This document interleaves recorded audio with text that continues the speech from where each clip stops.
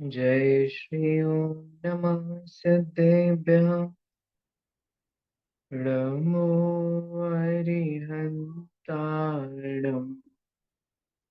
नमो सेताणम् नमो आयरियाणम्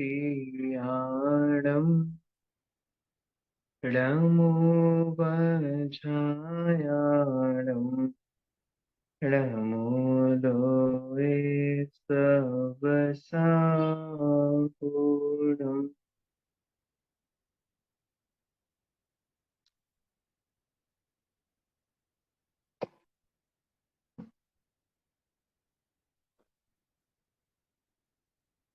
आज अपन एक बहुत ही अ, मार्मिक विषय को समझने वाले हैं।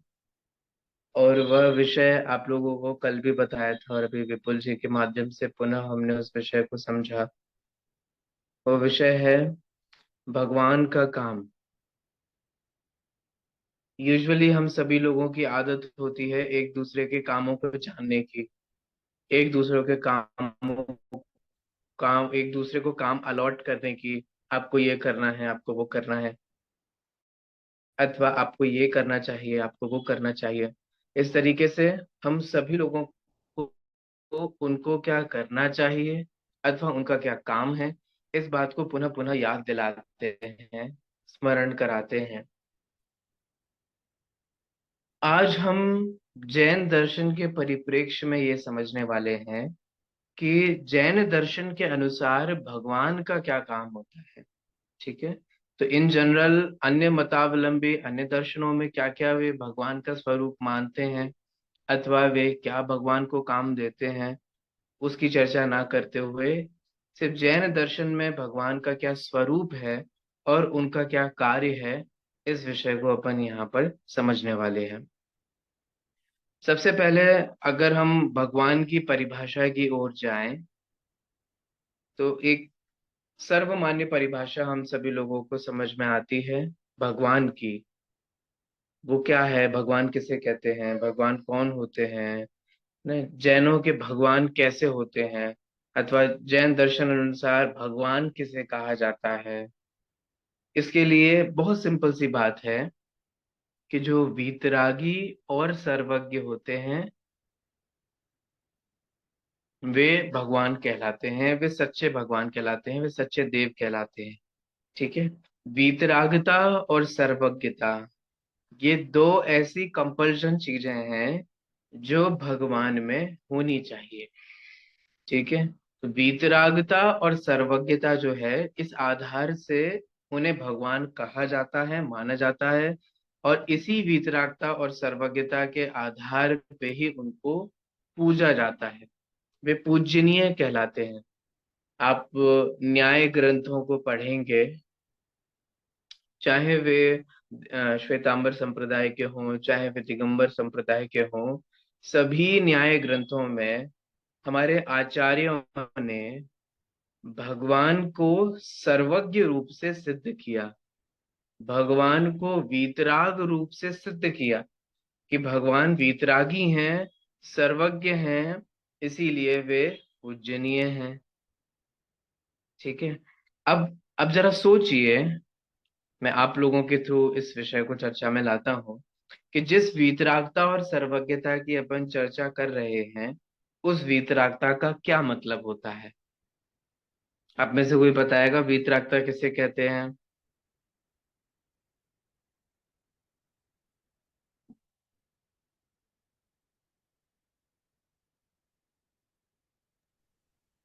जो राग से रहित हो वो वीतराग, वीतरागी। ठीक है। जो राग से रहित हो वो वीतरागी। सिर्फ राग से रहित होना पर्याप्त है। मोह द्वेष राग चलेगा। देश, मोह राग देश तीनों राग ही। द्वेष बिल्कुल चलेगा, राग द्वेष वो तो अब उसके साथ एक एक गुण तो जुड़ते ही जाएंगे ये सब। हम्म। इसका मतलब मोह राग द्वेष सभी से रहित होना चाहिए। सब ये सब तो भाई भाई फिर है। मोह राग द्वेष सभी सभी से रहित होना चाहिए। तो फिर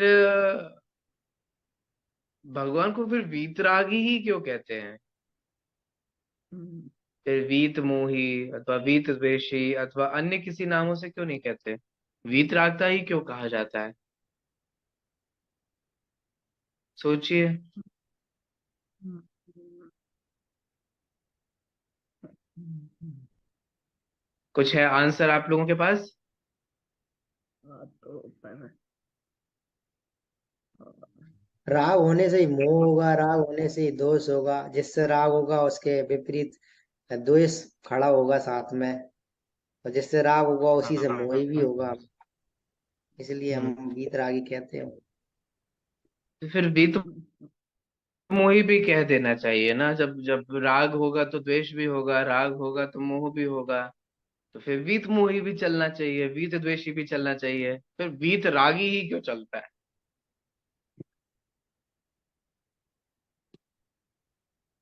सोचिए। मैं आप लोगों को एक प्रश्न दे रहा हूं ताकि हम इसकी चर्चा को आगे बढ़ा सकें। निर्मल जी, आप कुछ कहेंगे? ऐसा क्यों होता है? कोई आइडिया हम्म। नहीं है, स्पेसिफिक आंसर नहीं है। चलिए। हम्म। हाँ चलिए, कोई बात सभी नहीं। सभी हम्म। कसा सभी कसायों का मूल तो देखिए। राग ही होता है, इसीलिए वितराग को सबसे ज्यादा महत्व दिया जाता है, इसीलिए वितरागी बोलते हैं। ऐसा है क्या? चलिए। आपका भी लगभग वही उत्तर है जो मैंने हमें उत्तर प्राप्त हो चुका था। आप लोग सर सब सही उत्तर हैं, लेकिन मैं आपको एक्यूरेट उत्तर देता हूँ कि ऐसा क्यों होता है। तो उसके लिए थोड़ा सा जल्दी से क्विक, अभी बहुत डीप में ना जा करके आपको एक साधारणता बताता हूँ। आप लोगों ने गुणस्थानों के नाम सुने हैं? हाँ, है ना, जैन दर्शन में 14 गुणस्थान कहे गए हैं। माने गुणस्थान का मतलब होता है कि स्पिरिचुअल डेवलपमेंट्स जो होते हैं आत्मा के, किसी भी पर्टिकुलर सोल के जो स्पिरिचुअल डेवलपमेंट्स होते हैं उनको गुणस्थान के रूप में कहा। ठीक है। वे गुणस्थान 14 होते हैं। कौन से गुणस्थान में जीव वीतरागी होता है? अगर आप लोगों को पता हो तो बताइए, वरना मैं तो बताऊंगा ही। हाँ याद बताइएगा। अभी याद नहीं है। बा, 12वें 13वें गुणस्थान में वितरागी होता है। 12वें या 13वें? हम्म।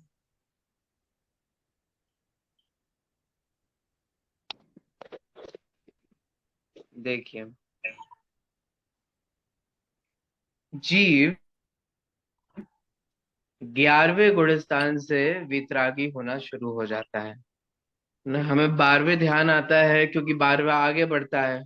11वें को हम भूल जाते हैं क्योंकि वो उपशम श्रेणी वाले होते हैं, वो वापस आते हैं। परंतु यद्यपि वे उपशम श्रेणी वाले हैं, तथापि 11वें गुणस्थान में वे पूर्ण वीतरागी होते हैं, एज सेम एज 12 गुणस्थान वाले। जी। 11वें गुणस्थान और 12वें गुणस्थान की जो वीतरागता है उसमें कोई अंतर नहीं है। ठीक है।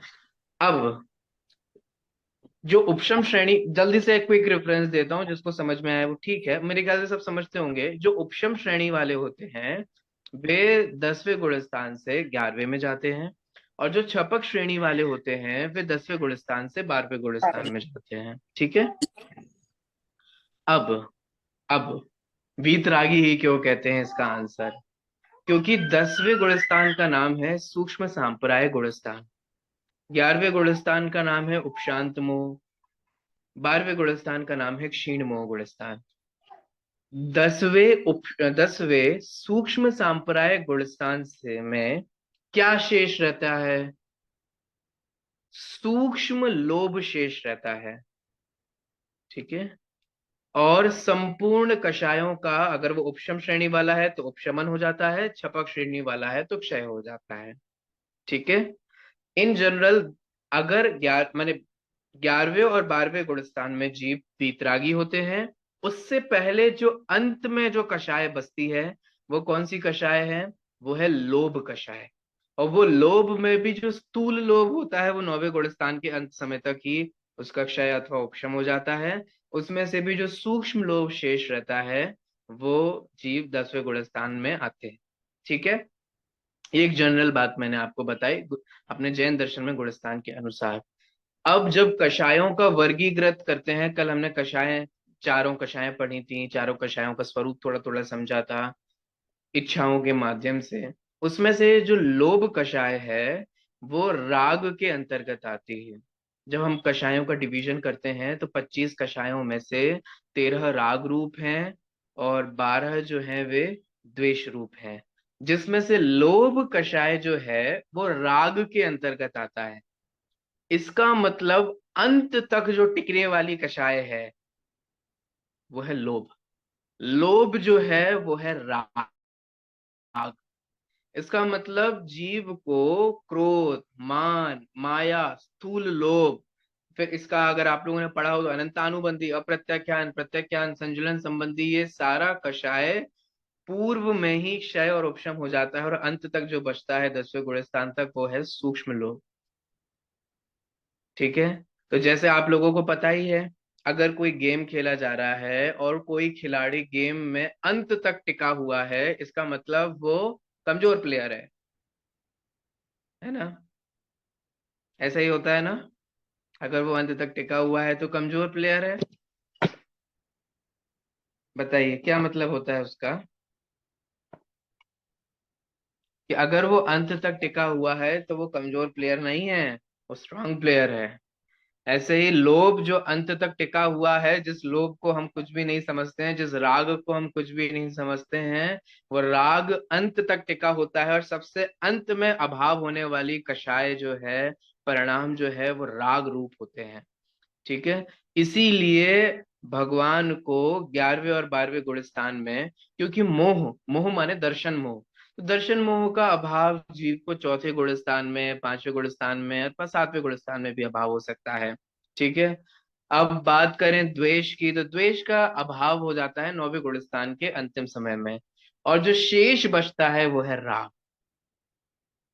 ठीक है, थोड़ा जल्दी जल्दी बता दिया, लेकिन आप समझ लीजिए ये मेरा मेन टॉपिक नहीं है, लेकिन एक चर्चा करने का विषय था तो मैंने जल्दी जल्दी बता दिया, है ना? इसको हम फिर कभी, गुण स्थानों को फिर कभी समझेंगे, अपने आप में बहुत बड़े विषय हैं।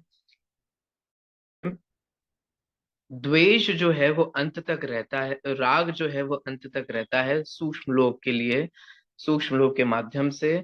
इसीलिए भगवान को वीत रागी कहा जाता है, वीत द्वेषी नहीं कहा जाता, वीत मोही नहीं कहा जाता, क्योंकि अंत तक टिकने वाली जो कषाय है वो है राग, सूक्ष्म लोक के माध्यम से। ठीक है, तो अब इसका मतलब ये हुआ कि जब भगवान वीतरागी हैं, जो आप सभी लोगों ने आंसर्स दिए थे, बीत बीत गया है राग जिनका, बहुत प्रसिद्ध अर्थ जो किया जाता है वीतरागी का, जिनका राग बीत गया है, जिनका राग नष्ट हो गया है ना? राग का मतलब होता है अटैचमेंट। ठीक है, तो जिनका अटैचमेंट चला गया है, द्वेष चला गया है। ठीक है, जहां राग की बात है वहां राग भी चला गया है, वहां द्वेष भी चला गया है, वहां मोह भी चला गया है। करेक्ट, इसका मतलब हमारे अपने भगवान जो हैं वे ना मोही हैं, ना वे रागी हैं, ना वे द्वेषी हैं। वे ना किसी से मोह करते हैं, ना किसी से राग करते हैं, ना किसी से द्वेष करते हैं। करेक्ट, इसी का मतलब होता है वीतरागता।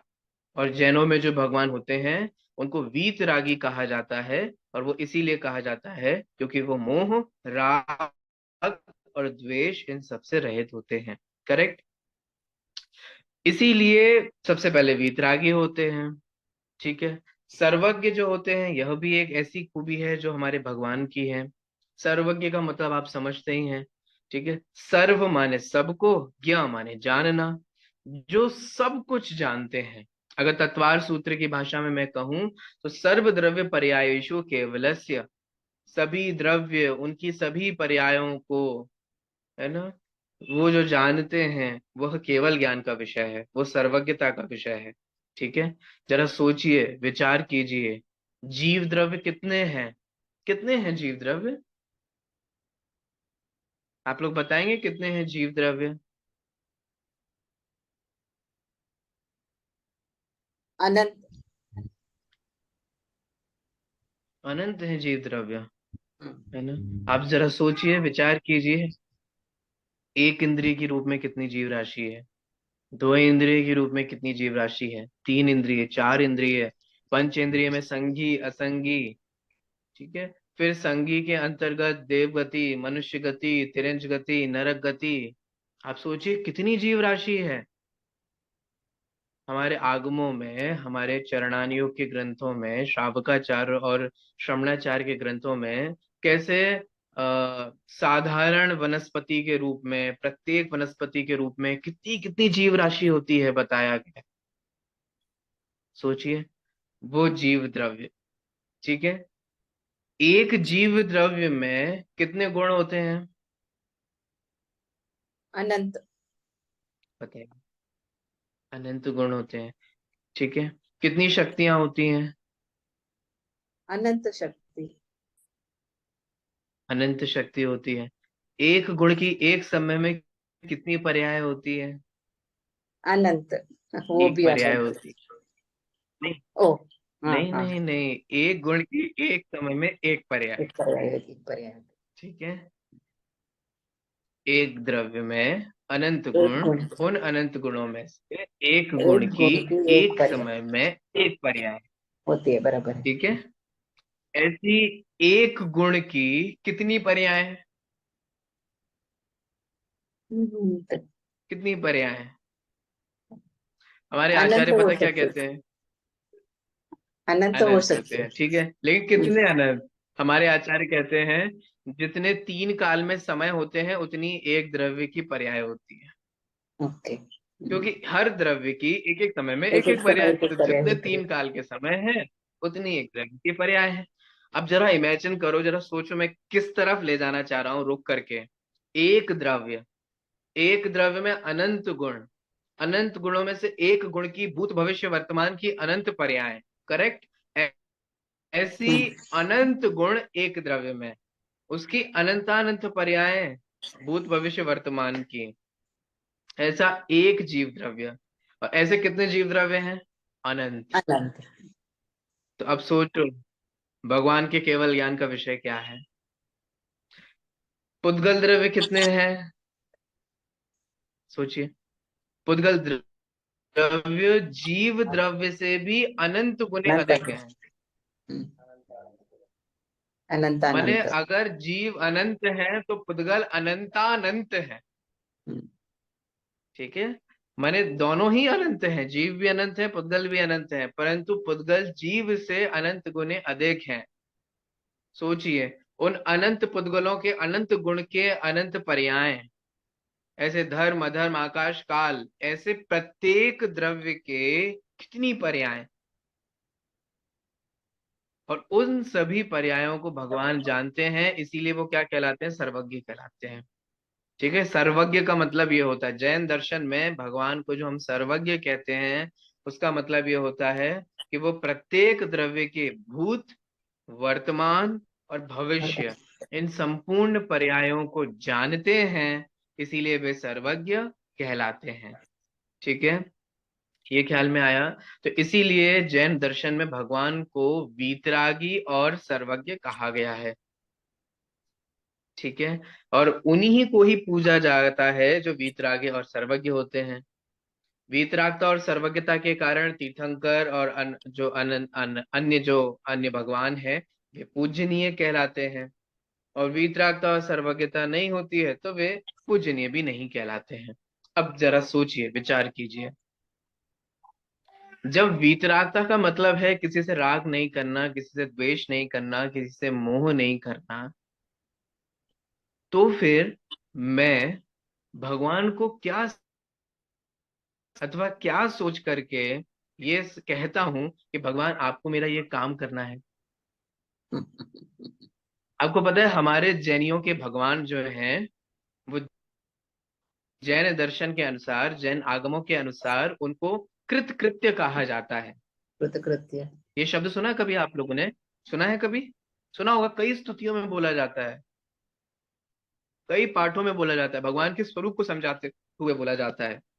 क्या कहा जाता है? कि कृतकृत्य। हे भगवान आप तो कृतकृत्य हैं। क्या होता है इसका मतलब? कृतकृत्य का मतलब सोचिए।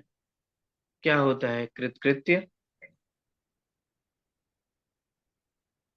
है ना? जिन्होंने पहली बार सुना होगा उनको लग रहा होगा ये तो वर्ड पजल है, कोई ऐसा ऐसा लग रहा है कि वर्ड प्ले किया जा रहा है। कृतकृत्य क्या है?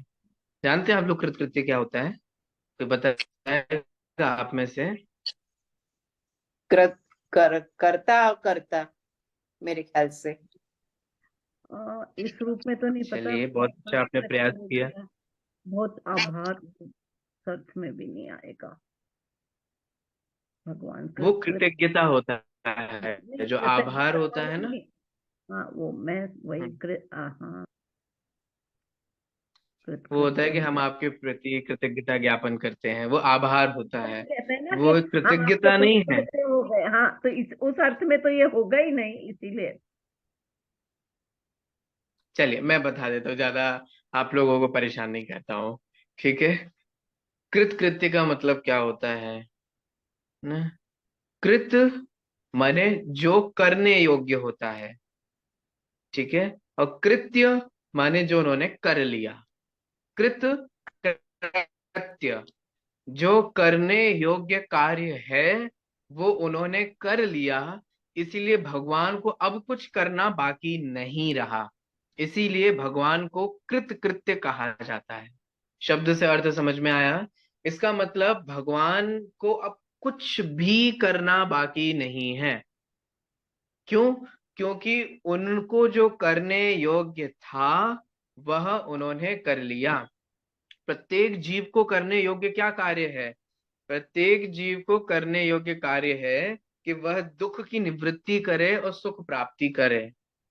इसीलिए उन्होंने परिपूर्ण सुख की प्राप्ति कर ली। क्या उनको अब कुछ करना बाकी है? सोचिए, क्या सिद्ध परमेष्ठी को अब पुनः कुछ करना बाकी है? देखो, अपन ये कह सकते हैं कि अगर कोई श्रावक है तो श्रावक को मुनि होना जरूरी है, ठीक है? अगर कोई मुनि है तो हम कह सकते हैं उनको उपाध्याय, उपाध्याय है तो उनको आचार्य, आचार्य है तो उनको अरिहंत, अरिहंत है तो उनको सिद्ध। लेकिन सिद्ध है तो सिद्ध को अब क्या करना बाकी है बताओ? कुछ नेक्स्ट नहीं। स्टेज क्या है उनकी? अगली अवस्था क्या है? कुछ नहीं है। इसका मतलब जो करने योग्य है वो उन्होंने कर लिया। इसीलिए सिद्ध परमात्मा को, सिद्ध परमेष्ठी को, अनंत सिद्ध परमेष्ठी भगवंतों को हम कहते हैं कि हे भगवान, आप कृत कृत्य हैं, आपको अब कुछ भी करना बाकी नहीं है। लेकिन हम ठहरे मूर्ख। हम कहते हैं नहीं नहीं भगवान, ऐसे कैसे कृतकृत्य हो गए आप? अभी मेरे घर में कितना काम पड़ा है जो होना बाकी है, कौन करेगा? आप ही तो करोगे, आप ही तो करने वाले हो, और कौन करेगा? अभी पिंटू की शादी होना बाकी है, मिंटू का वो होना बाकी है, अभी वो छोटा ही है, उसका ऐसा होना बाकी है, अभी तो मेरा व्यापार भी ऐसा चल रहा है, वो भी सब आपको ही संभालना है, अब घर सब बिगड़ा बिगड़ा चल रहा है, वो रिश्ते भी आपको संभालने हैं। और एक लंबी सी लिस्ट बना करके हम भगवान के पास जाकर से सौंप देते हैं कि आप हुए होगे कृतकृत्य, लेकिन अभी पहले ये करना बाकी है, ये कर दो, फिर हम कहेंगे कि आप कृतकृत्य हो गए। अरे भैया, भले ही हम एक लंबी सी लिस्ट लेकर के भगवान के पास जाते हो, लेकिन क्या वह भगवान करते हैं? प्रश्न एक। क्या वो कर सकते हैं? ये प्रश्न दूसरा। क्या उन्हें करने का विकल्प होता है? ये प्रश्न तीसरा। ये विचार करने की बात है। अगर आप यह मानते हैं कि वो करते हैं, कर सकते हैं, उनको करने का विकल्प आता है, तो पुनः पुनः फिर उनकी वीतरागता खंडित होती है, ठीक है? हमारे भगवान पूजनीय ही इसीलिए कहलाते हैं कि वो भक्तों को आकर के हा हा वाह मेरा प्रिय भक्त आ गया, ऐसा नहीं करते। और अगर आप मंदिर ना जाओ, उनके दर्शन करने ना जाओ, समव शरण में ना जाओ, है ना, अन्य तीर्थ स्थलों में ना जाओ, तो भी वे आपके प्रति रोष नहीं करते, द्वेष नहीं करते, है ना, श्राप नहीं देते, ठीक है? अन्य मतावलंबियों में एक बहुत कॉन्सेप्ट है वरदान का और श्राप का। किसको वरदान मिलता है? जो भगवान के फेवरेट भक्त होते हैं उन फेवरेट भक्त को वरदान मिलता है। भगवान के जो नॉट सो कॉल्ड फेवरेट भक्त होते हैं, दुष्ट होते हैं, जो भगवान को परेशान कर देते हैं, वे सब लोग किसके अंतर्गत आते हैं? उनको भगवान श्राप दे देते हैं। क्या हमारे यहाँ भी ये कॉन्सेप्ट है कि भगवान के जो फेवरेट भक्त होते हैं उनको वरदान मिलता है, और जो भगवान के नॉट सो कॉल्ड फेवरेट भक्त होते हैं उनको भगवान जी श्राप दे देते हैं? ऐसा होता है? बिल्कुल नहीं। नहीं होता ना। तो फिर आप अपने बच्चों को क्यों डराते हो कि भगवान जी पाप देंगे? तो वही तो है ना कि छोटे और छोटे बच्चों को हम ऐसा क्यों कह देते हैं, नहीं नहीं ऐसे मत करो, वैसे मत करो, भगवान जी पाप देंगे, साधु जी ऐसा करेंगे, जो वो ऐसा कर देंगे, वैसा कर देंगे। नहीं, ये हमारे वस्तु स्वरूप के विपरीत है, जैन दर्शन के विपरीत है। और जैन हम भी तो दर्शन के कहते हैं ना, प्रभु अनुसार हमारी रक्षा न करो। भगवान, हाँ हम क्या ऐसे कह भी रहे हो तो आप मधु कहते हैं, जी? प्रभु मंजू, हमारी रक्षा करो। हाँ, क्या? ऐसे भी तो जैसे बच्चे, क्या हम भी तो कहते हैं ना कि प्रभु हमारी रक्षा करो, प्रभु हमको ज्ञान दो, प्रभु हमारी बुद्धि तीव्र करो, प्रभु हमें करो। तो फिर हम भी तो वही कर रहे हैं ना। देखो, उसके पीछे का हम अभिप्राय भी समझेंगे, उस पर भी मैं आने वाला। मंजू जी ने बहुत अच्छा पॉइंट क्लिक किया है, उस पर भी अपन बहुत अच्छी चर्चा करने वाले हैं।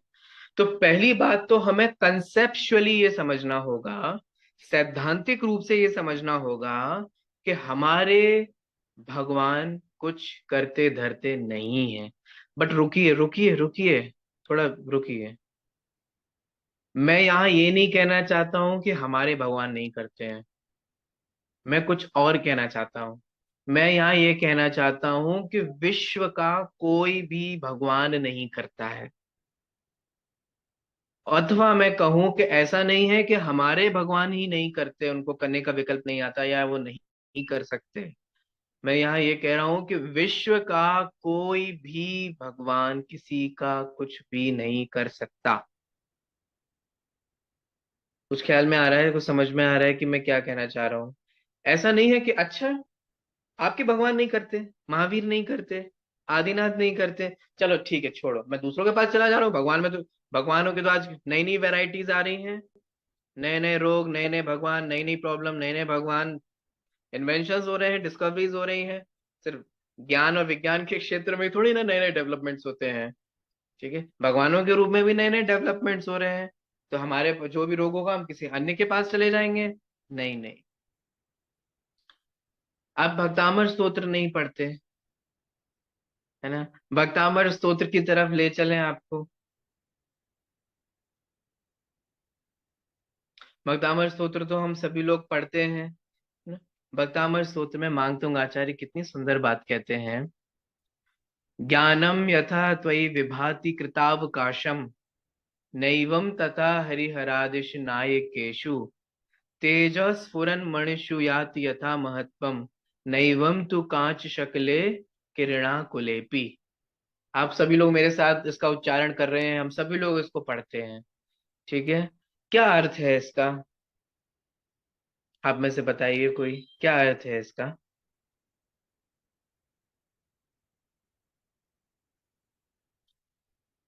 भक्तामर स्तोत्र का 20 नंबर का काव्य है ये। चलिए मैं बता देता हूँ जल्दी से। ज्ञानम यथा त्वयि विभाति कृतावकाशम, है ना? हे भगवान, जो ज्ञान आपके पास है, जो वीतरागता आपके पास है, जो सर्वज्ञता आपके पास है ना, वह वीतरागता और वह सर्वज्ञता नैवम हरिहरादिषु नायकेषु, वो इस विश्व के अन्य जो नायक हैं, हरि हरादिक, अन्य अन्य जो भी नाम है सभी, अब किसी के नाम लेना नहीं चाहता क्योंकि नाम लेने से झगड़ा होता है, लेकिन जितना मांगतुंग आचार्य ने कहा उतना हमने कह दिया। अब अन्य जितने भी आप जानते हैं, ठीक है, उनकी शुरू से लास्ट तक की लिस्ट बना लीजिए, है ना? वे सभी जो हैं, उन सब के पास वो बात नहीं है, वो चीज नहीं है। ऐसे कैसे नहीं है? तो इसका उदाहरण देते हुए मांगतुंग आचार्य कहते हैं कि भाई साहब, आपके सामने दो चीजें हो।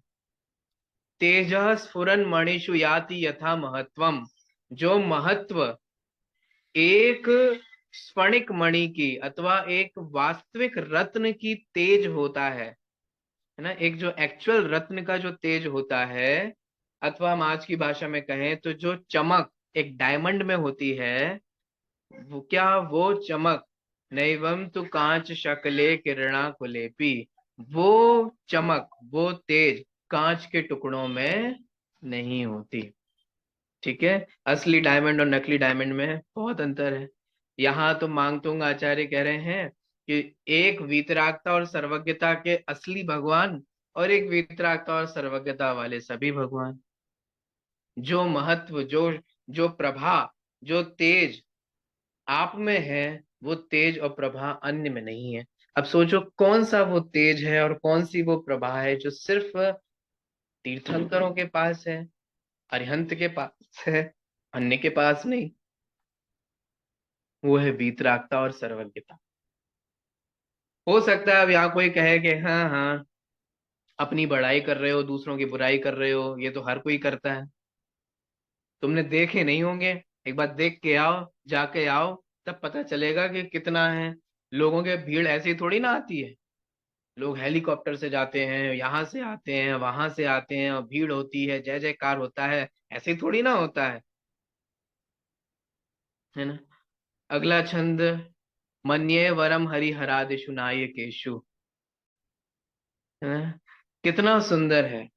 वे कह रहे हैं कि मन्ये वरम हरिहरादिषु नायकेषु, कि हे भगवान, अच्छा ही हुआ कि मैंने जो अन्य जो हरिहरादिक नायक हैं उन लोगों को पहले ही देख लिया। इसका मतलब मैं जो कह रहा हूं वो बिना देखे नहीं कह रहा हूं, बिना समझे नहीं कह रहा हूं, बिना परीक्षा किए नहीं कह रहा हूं।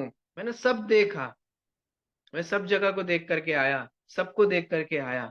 और मैं क्या उसके बाद क्या कह रहा हूं कि अच्छा हुआ मैंने सब देख लिया। क्यों अच्छा हुआ भगवान कि मैंने सबको देखा और फिर आपको देखा? इससे क्या हुआ? इससे ये हुआ कि मुझे अब कुछ देखने का विकल्प ही नहीं रहा। ठीक है। अक्सर होता है क्या है कि जब तक हम वो कार्य करते नहीं हैं तब तक तत्संबंधी विकल्प बना रहता है। अरे एक बार उधर जाके आते, एक बार देख लेते, एक बार ऐसा कर लेते, एक बार वहां चले जाते, अरे उनका सुना है कि वे कर देते हैं, उनका सुना है ये कर देते हैं, वो कर देते हैं। अरे रे, कोई नहीं करता। जिसका करता हुआ भी दिखाई देता है वास्तव में, जब आपका पुण्य का उदय होना होता है। देखो आप समझना, देखो मैं इसको बहुत प्रैक्टिकली बोलता हूँ, मैं हूं, एक एग्जाम्पल के लिए समझना कैसे हमारी बिलीव्स डेवलप होते हैं। एग्जाम्पल के लिए, जैसे मान लीजिए कि मैं बहुत हैरान परेशान हूँ, ठीक है। मैं अपनी परेशानी को लेकर के जाता हूँ जगदीश जी के पास, और जगदीश जी के पास लेकर के जाता हूँ और मेरी परेशानी का कोई समाधान नहीं हो पाता है। तो मैं कुछ दिनों के बाद अपनी परेशानी को लेकर के निर्मल जी के पास जाता हूँ, ठीक है। फिर मैंने कुछ महीने, 2 महीने, 3-4 महीने निर्मल जी के पास लेकर गया, फिर भी कुछ नहीं हुआ, तो मैं अपनी परेशानी परमिता जी के पास लेकर जाता हूँ, ठीक है। फिर 2-4 महीने ऐसे बीत गए, मेरी परेशानी का समाधान नहीं हुआ। कल मैंने आपको बताया था ना, कोई भी उदय जो होता है वो कब तक रहता है? जब तक उस कर्म की स्थिति होती है, ठीक है। अब आई हुई प्रतिकूलता के, पाप के उदय की स्थिति जो है वो जाने को आई, तब तक मैं मंजू जी की शरण में आ गया और मैं मंजू जी के पास हाथ जोड़ करके कहता हूँ कि मेरे दो रोग दूर कर दो, मेरा दुख दूर कर दो। और अचानक से क्या, उन कर्मों के प्रवाह क्रम में मेरे जो पाप कर्म का उदय था वो समाप्त होना था, पुण्य कर्म का उदय आना था। और मंजू जी के पास आते ही मेरा पुण्य का उदय आना शुरू हो गया। कोइंसिडेंस समझ रहे हैं? ख्याल में आ रहा है? तो वो कोइंसिडेंस ऐसा हुआ, दोनों समय का एक साथ ऐसा हुआ, और फिर मुझे लगने लग गया नहीं, कुछ भी कहो, मंजू जी में कोई बात तो है, कुछ चमत्कार तो है, ऐसा नहीं, देखो ऐसा नहीं कह सकते साहब आप, कुछ तो है।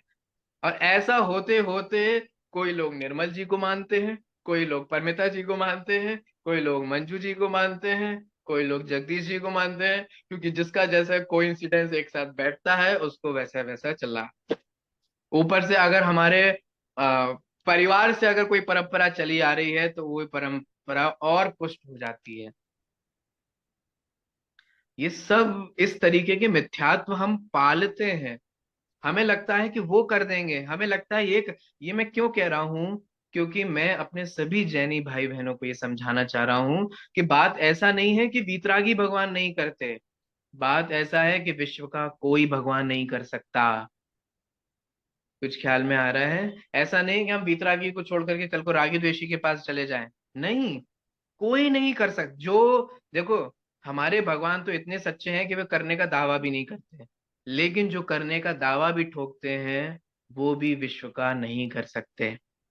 ख्याल में आ रहा है? अब अधिक क्या कहूं, थोड़ी सी भी अगर हम तार्किक बुद्धि को विचार करें, अपनाएंगे, समझाएंगे, तो हमें ये तुरंत समझ में आ जाएगा कि अगर कोई करता हो, माने ये जो आपने, मैं क्या कहूँ, एक रेफरेंस देता हूँ, कुछ मूवीज आई थी रिसेंटली पास्ट ईयर्स में, है ना, उनमें भी थोड़ा थोड़ा कुछ इसी तरीके का समझाने की कोशिश की गई थी, है ना। जैसे वो पहली एक मूवी आई थी, ओ माय गॉड करके आई थी, उसमें भी इसी प्रकार का भाव समझाने की कोशिश की थी। फिर एक पीके आई थी, उसमें जो अपने अपने जो भगवान बनाते हैं लोग, है ना, वो कैसे कैसे भगवान को कर्ता मानते हैं, वो सब समझाने की कोशिश की थी। अब देखो ना, समझो ना, विचार करो ना, हर गाड़ी में भगवान का लॉकेट टंगा होता है, फिर भी उस गाड़ी का एक्सीडेंट हो जाता है, क्यों नहीं भगवान ने बचाया? भगवान की यात्रा करने के लिए लोग लौट रहे होते हैं और वो यात्रा वाली बस अथवा यात्रा वाली वैन खाई में गिर जाती है। अरे, वे कोई पिकनिक मना करके तो नहीं आ रहे थे, भगवान की यात्रा करके आ रहे थे, भगवान ने नहीं बचाया। क्यों होता है कि जब बाढ़ आती है, भूकंप आता है, तो भगवान के मंदिर भी ढह जाते हैं, भगवान अपने मंदिर भी नहीं बचाते, अपनी मूर्ति भी नहीं बचाते? ठीक है, तो इसका मतलब क्या है? इसका मतलब यह है कि विश्व का कोई भी भगवान जो कहता हो कि मैं करता हूं, या जो कहता है मैं नहीं कर सकता हूं, उसमें से कोई भी विश्व का परिणमन नहीं कर सकता। तो भगवान करते क्या है, भगवान का काम क्या है? भगवान का काम करने से पहले मैं पहले आपका काम पूछना चाहता हूँ, आपका काम क्या है बताओ? जीव का काम क्या है? अरे, हमारा काम पूछते हो? हमारे को तो बहुत काम है, तुम अपना प्रवचन खत्म करो जल्दी से, मुझे अभी 50 काम और लगे हैं। हैं? ज्ञान आप का लोगों को विषय। जैसे ही प्रवचन खत्म होगा वैसे ही क्या क्या काम करना है, अब घर से पर्यूषण खत्म हो रहे हैं तब क्या क्या करना है, सब तैयारी है, लिस्ट। हमारे काम की मत पूछो, हमें तो बहुत सारे काम करने हैं।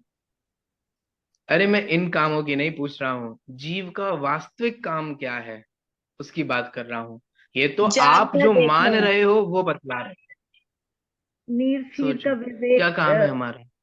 नीर शीर का विवेक जगाकर हम्म। जागृत होना। बहुत अच्छे। इसका मतलब हमारा काम भी क्या है? जानना, देखना। अच्छा, हमारे भगवान का काम क्या है? सब कुछ जो सर्वज्ञ हैं वे क्या करते हैं? उस उनको जानते हितोपदेशी देखते बोलते हैं। हैं, हितोपदेशी बोलते हैं ना। हाँ, हाँ, हितोपदेशी तो तीर्थंकरों को बोलते हैं, अथवा तीर्थंकर। जिनका उपदेश होता है उनको बोलते हैं, हम्म। क्योंकि तीर्थंकरों के नियम से उपदेश होता है, समोशरण के माध्यम से, इसलिए उनको हितोपदेशी कहते हैं। परंतु सभी अरिहंत उपदेश देते हो ऐसा नियम नहीं है, इसलिए अरिहंत बनने के लिए हितोपदेशी इज नॉट कंपलसरी। ठीक है, लेकिन वीतरागता और सर्वज्ञता है, ये कंपलसरी है। ठीक है, तो इसीलिए हितोपदेशी सिर्फ तीर्थंकर के साथ है। अब यहाँ पर भी समझने वाली बात यही है कि भगवान का भक्त, भगवान भी जानते देखते हैं, और हम और आप जो अपने आप को करने धरने वाला समझते हैं, वास्तव में हम सब भी सिर्फ जान देख रहे हैं। भगवान भी जानते देखते हैं, हम भी जानते देखते हैं। भगवान इस जगत के संपूर्ण परिणमन को जानते देखते तो हैं, परंतु करते नहीं है। नेमिनाथ ने 12 वर्ष बाद द्वारिका जलेगी ये जान तो लिया था, परंतु उन्होंने जलाई नहीं थी। ख्याल में आ रहा है? आदिनाथ ने मारीची को ये जान तो लिया था कि ये 24वां तीर्थंकर होगा, परंतु उनको 24वां बनाया नहीं था। डिफरेंस समझ में आ रहा है? जाना जाता है, किया नहीं जाता। भगवान जानते हैं, करते नहीं हैं। वे संपूर्ण परिणमन को जानते हैं, परंतु वे किसी भी का भी परिणमन या किसी को भी कुछ नहीं करते धरते हैं। ये ऐसे भगवान है। सच्चे भक्त बनना है तो कैसे बनना होगा? अगर सच्चा भक्त बनना है तो भगवान के पथ का अनुसरण करना होगा, है ना। जिस पंथ चले भगवंत उसी को ही आचरण में लाना होगा। ऐसा कैसे चलेगा कि भगवान वीतरागी और हम राग द्वेष में हित माने? तो अपोजिट डायरेक्शन हो गया। ठीक है। ऐसा कैसे चलेगा कि भगवान कहें कि इंद्रियों में सुख नहीं है, हम इंद्रियों में सुख माने? भगवान कहें कि सुख तो आत्मा में है और हम कहें सुख तो बाहर है। ऐसा अपोजिट नहीं होगा। ठीक है। तो अगर भगवान के बताए हुए मार्ग पर चलना है तो हमें भगवान जैसा बनना होगा। भगवान का काम जानना देखना है ना। मांग तुंग आचार्य का मुझे एक और बहुत अच्छा छंद लगता है, भक्तामर काव्य का ही। आपको पता है भगवान क्या करते हैं? भगवान अपने भक्त को अपने जैसा बना लेते हैं। अब ये भी उपचार हैं सारे। ठीक है। कैसे बना लेते हैं? कि जैसे मान लीजिए कोई एक सेठ है, वो कोई एक सेठ किसी गरीब व्यक्ति को पैसा देता है, पूंजी देता है। ठीक है। वो उससे व्यापार करता है और धीरे धीरे प्रॉफिट होते होते होते होते होते वो भी एक दिन सेठ बन जाता है। ऐसा होता है कि नहीं होता है? जगत में कितने एग्जाम्पल्स होते हैं। मांगतुंग आचार्य कहते हैं इसमें भी कोई आश्चर्य की बात नहीं है कि आज जो भगवान का भक्त है कल वो भगवान बन जाएगा। कौन सा काव्य है? नात्यद्भुतम भुवन भूषण भूतनाथ भूतैर गुणैर भुवि भवंतम अभिष्ट बनता। नात्यद्भुतम, ना अति अद्भुतम। वो कह रहे इसमें कोई आश्चर्य की बात नहीं है। इसमें कोई आश्चर्य की बात नहीं है कि हम सब लोग एक दिन सिद्धालय में मिलेंगे। हैं, ऐसे कैसे मिलेंगे? भगवान के बताए हुए मार्ग पे चलेंगे तो अवश्य मिलेंगे। लेकिन इसमें भी कोई आश्चर्य की बात नहीं है। क्यों? क्योंकि जो माने तुल्या भवंति भवतो ननु तेन किम वा भूत्याश्रितम या ही मात्र समम करोति। जो अपने आश्रितों को अपने समान नहीं करे, है ना, वो कैसा स्वामी? अगर तुम सोचो, भगवान के पास लेकर के जाओ कि हे भगवान मेरी गृहस्थी सुधार दो, तो अगर भगवान का आशीर्वाद रहा तो तुम्हारी गृहस्थी सुधरेगी नहीं, बिगड़ और जाएगी। क्यों? क्योंकि तुम्हें संसार छुटाना है ना। संसार में मग्न थोड़ी ना कराना है। ख्याल में आ रहा है? तुम्हें तो भेद विज्ञान कराना है। जो अपने दिखाई दे रहे हैं, अपने से लगते हैं, है ना, जिनके बिना अपना अस्तित्व सा नहीं लगता है, जिनमें एकत्व ममत्व हो रहा है, वो एकत्व ममत्व छुड़ाना है, कर्तृत्व भोक्तृत्व छुड़ाना है। ख्याल में आ रहा है? तो अगर भगवान का आशीर्वाद रहा, करते नहीं है पहले ही कह रहा हूं, लेकिन अगर भगवान का आशीर्वाद रहा तो तुम जो चीजें मांग रहे हो उनमें से कुछ नहीं होगा। क्योंकि वो सारी चीजें संसार को बढ़ाने वाली हैं। और भगवान अभी कहाँ स्थित है? मोक्ष में है। अगर भगवान कुछ करेंगे भी तो तुम्हें मोक्ष बुलाने के लिए करेंगे, संसार बढ़ाने के लिए नहीं करेंगे। परंतु फिर भी ना भगवान किसी को संसार में ले जाते हैं, ना भगवान किसी को मोक्ष में ले जाते हैं। जैसे सेठ किसी को पूंजी देता है तो उस पूंजी देने से जीव का अपने भाग्य से ही वो पुनः सेठ बन जाता है। ऐसे भगवान भी हित का उपदेश देते हैं, जीव उसको फॉलो करके उसको आचरण में ला करके स्वयं अपना कल्याण करते हैं और कहते हैं कि भगवान आपके बताए हुए मार्ग पर चलकर ही हम आज ये बन पाए हैं। सब आपकी कृपा है। भगवान सब आपकी कृपा से ही होता है। सब आप ही करने वाले हो। मेरा आपके बिना कौन है? आप ही तो सबको संभालते हो। ये सब क्या है? ये सब व्यवहार की भाषा है। व्यवहार से कहा जाता है। ठीक है। जैसे कोई जिसमें कृतज्ञता होती है वो कहता है नहीं नहीं, भले ही आज वो सेठ बन गया हो, लेकिन अगर वो अच्छा इंसान है तो वो हमेशा याद रखे, नहीं नहीं सेठ जी, आप अगर उस समय हम पे विश्वास ना करते और हमें ये पूंजी ना देते तो आज हम, आपकी वजह से ही हुआ, सब आप ही करने वाले हो। उसको भी पता है कि उसका ही भाग्य है, लेकिन कहने में ऐसा ही आता है। बच्चे स्वयं अपनी बुद्धि से पढ़ते हैं, स्वयं अपनी लगन से पढ़ते हैं, लेकिन क्या कहते हैं? मेरे मम्मी पापा ने मुझे हेल्प की, मेरे टीचर ने मुझे हेल्प की, मुझे कोचिंग के टीचर ने हेल्प की, मुझे इंस्टीट्यूट ने हेल्प की। लेकिन वास्तव में स्वयं से ही पढ़ते हैं। ये लोक व्यवहार है। ठीक है। इसी लोक व्यवहार में हम कहते हैं कि भगवान आप ही करने वाले हो, आप ही सब कुछ करते हो। परंतु इस लोक व्यवहार को हम जब ये समझ लेते हैं कि नहीं ये ऐसा ही है, तो हम गलती कर बैठते हैं। ठीक है। इसीलिए भगवान इस जगत की किसी भी वस्तु के कर्ता हर्ता नहीं है। ना वो किसी को सुख देते हैं, ना वो किसी को दुख देते हैं, ना वो किसी को अपनाते हैं, ना वो किसी को दूर करते हैं, ना कोई उनका फेवरेट है, ना ही कोई वे किसी से द्वेष रखते हैं। वे इस संपूर्ण विश्व के परिणमन के मात्र ज्ञाता दृष्टा हैं। वे पूर्ण सुखी हैं।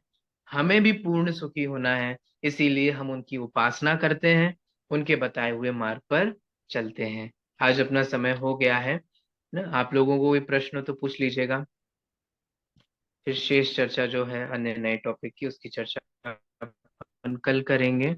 आप लोगों को कोई प्रश्न तो पूछ लीजिए। हाँ जी, निकांत जी, एक प्रश्न ये रहता है सबका कि जो निमित्त रहता है ना, हम उसी को ही अपना कर्ता मानते हैं और ये सोचते हैं कि ये हमने किया या पेरेंट्स ने किया। तो निमित्त अगर नहीं हो तो कार्य होगा या नहीं होगा?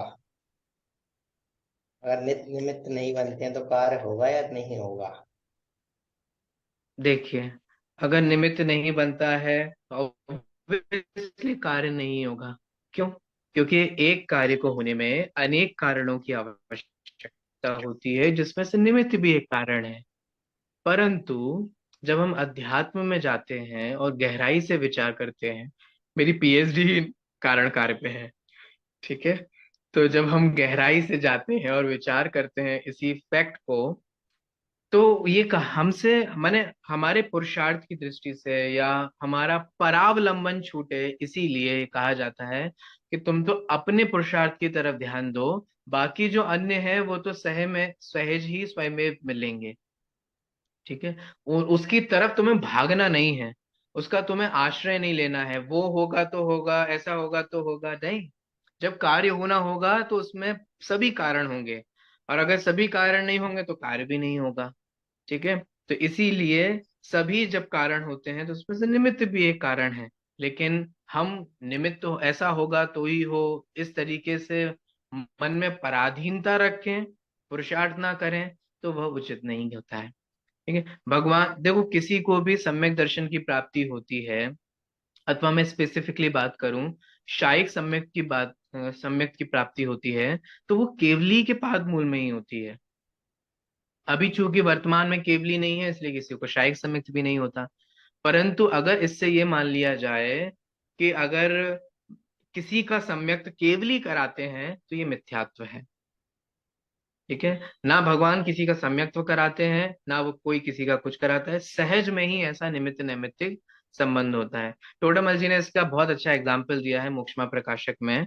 सूर्योदय होता है तो चकवा चकवी मिलते हैं, सूर्य अस्त होता है तो चकवा चकवी का वियोग होता है। ये सहज में ही निमित्त नैमित्तिक संबंध है।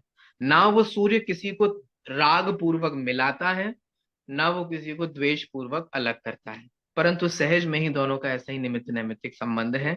उससे भी अपन मना नहीं कर सकते। जी, बहुत बहुत धन्यवाद। भी और किसी श्रोतागण के प्रश्न हो तो आप प्रश्न पूछ सकते हैं।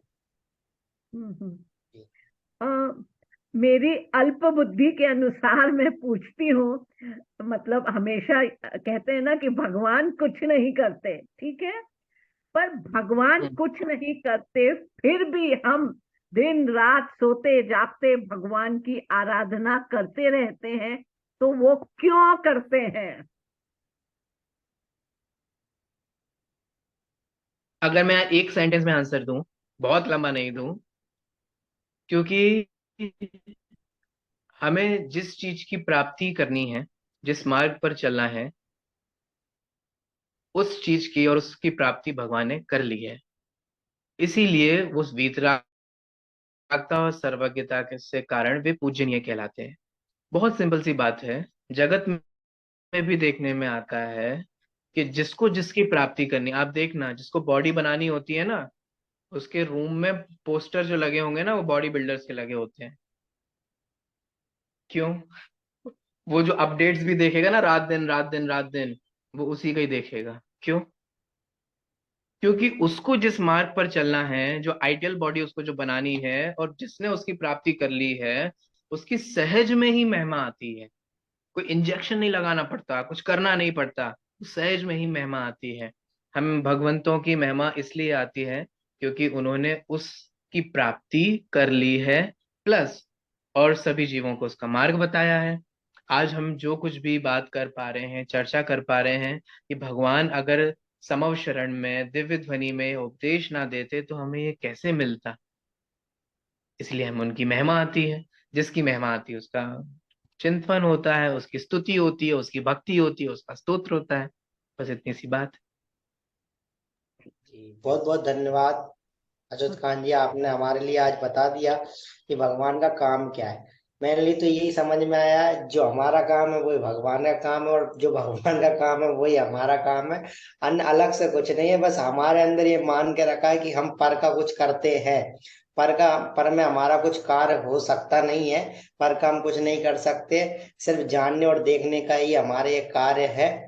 और पर जो हम सोचते हैं कि कर्म ने हमारे साथ कुछ किया, कोई किसी का कुछ नहीं करता है, सहज में कार्य होता है, पर के करता हम नहीं हो सकते हैं। तो बस हमारे में और भगवान में इतना ही अंतर हो गया, जानने देखने वाले वो है और जानने देखने वाले ही हम है।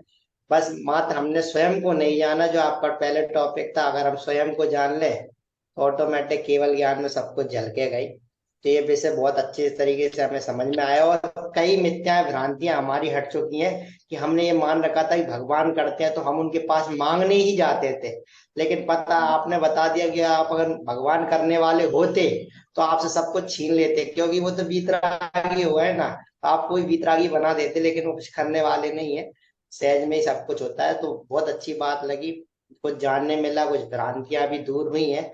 और ऐसे ही अगले टॉपिक पे बात करने के लिए आप अगले दिन कल हमारे लिए बहुत अच्छा टॉपिक लेकर के आए अच्युत कांत जी, अच्छे लोग और बुरे लोग।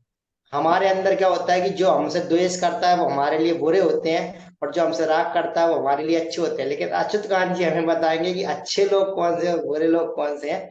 तो आप कभी कल सभी जुड़िएगा, उसमें भी हमारी भ्रांतियां ही दूर होंगी। ऐसे विषय जो है बहुत अद्भुत विषय होते हैं, और ये सबको सुनना चाहिए। यूट्यूब चैनल पर भी हमारे ये चीजें डली होती हैं, अगर आप नहीं सुन पाए अच्छी तरीके से और सुनना है तो आप वापस सुनिए। इसी के साथ आज की वाणी को यही विराम देंगे। सभी को सादर जय जितेंद्र। धन्यवाद अच्युत कांत जी। जय जिनेन्द्र। जय जय जिनेन्द्र।